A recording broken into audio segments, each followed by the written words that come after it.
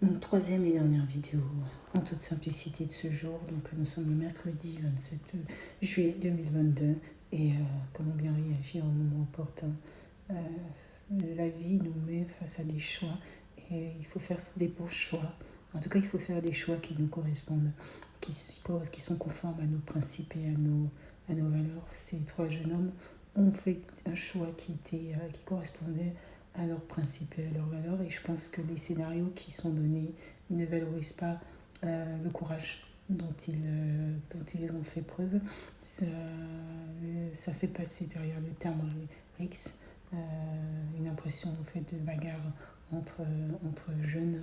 Et alors que je trouve moi qu'il faut honorer plus l'action qu'ils ont menée et s'ils n'avaient pas prévu le facteur risque important.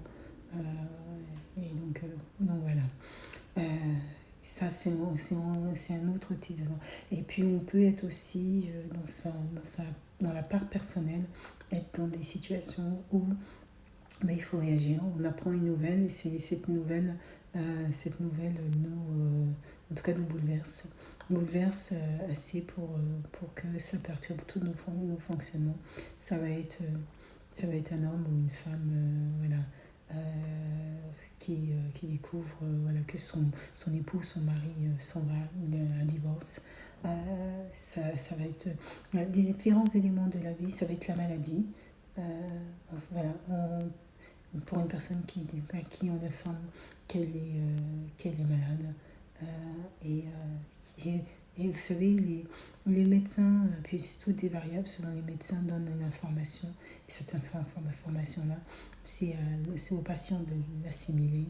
Euh, comment, arriver à avoir la bonne réaction, en sachant que dans ce type de situation, les autres nous paraissent ne pas pouvoir comprendre ce qui est vécu. Et c'est plus que probable, mais chacun fait du mieux qu'il peut dans la situation où il ou elle se trouve. Comment bien réagir? C'est aussi faire une forme de parcours sur soi, une forme de remise en question. Et je pense notamment pour ceux qui sont confrontés à la maladie. À un moment donné, il faut tout poser. Il faut tout poser et réfléchir. Réfléchir parce que ce passé ou les événements qui ont passé doivent parvenir à faire partir du passé. C'est-à-dire que ce qu'on utilise comme terme souvent, il faut faire le deuil de votre passé. Il faut d'abord faire l'analyse de ce passé, de ce qui a été, ce qui n'a pas été. Et en somme, il faut soit se pardonner à soi, soit pardonner aux autres. Mais il faut à un moment donné se dire que ce passé est derrière vous et que maintenant, la personne que vous serez est une personne tout à fait nouvelle et une personne voilà, qui va construire les choses autrement et différemment et peut-être mieux, qui fera aussi des erreurs, mais cette personne-là aura un regard totalement différent sur les événements et sur la vie. Il faut... il n'y a pas de, je dirais, de cahier où on peut vous dire, dans telle situation, il va falloir réagir comme ci ou comme ça. Il faut simplement faire avec ce qui vous ressemble le plus. Ce qui vous ressemble le plus. Et chacun, nous sommes tous différents, avec un passé différent. Mais avec un choix en tout cas de vivre conformément à ce qui nous ressemble et à nos valeurs.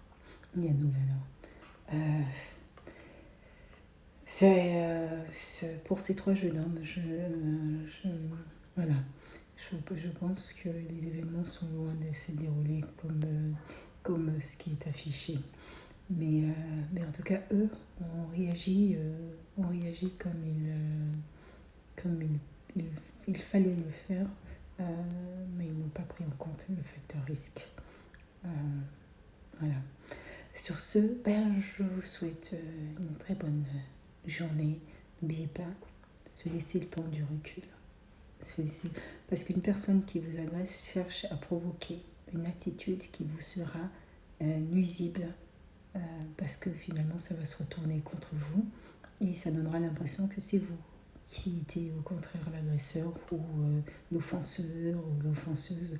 Donc il est parfois plus judicieux de prendre le recul et l'analyse et de savoir à quel moment il faut pouvoir apporter la réponse la plus adéquate et la plus judicieuse possible. Sur ce, je vous souhaite de passer une très bonne après-midi.